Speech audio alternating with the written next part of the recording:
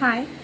তো তোমাদের প্রত্যেকটা ছেলে আর মেয়েকে একটা কথাই বলবো, হ্যাঁ, যদি তোমাদের প্রত্যেকের কাছে লয়াল জিএফ বা বিএফ থাকে, হ্যাঁ, বা তুমি নিজেই নিজেকে লয়াল রাখতে চাও, তাহলে শুধু মনের কথা আর চোখের ভাষা বোঝার চেষ্টা করো। মনের কথা আর চোখের ভাষা যদি নাই বুঝতে পারো, তাহলে আর ভালোবেসে কী হবে, লয়াল থেকেই বা কী হবে?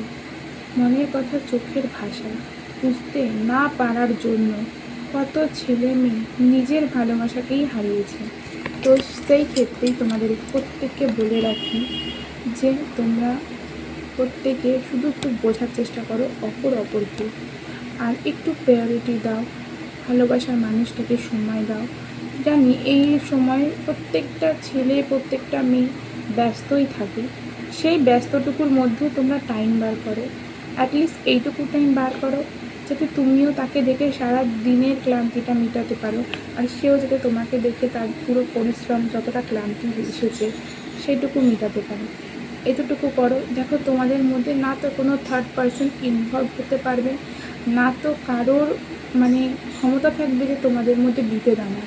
শুধু তোমরাই দুজনকে সময় দাও, প্রায়োরিটি দাও, ভরসা করো, বিশ্বাস করো। লং ডিস্টেন্সে থাকলেও একটু ভরসা করে থাকো, সব ঠিক হবে, সব ভালো হবে, কেউ আসতে পারবে না। Tata, bye bye.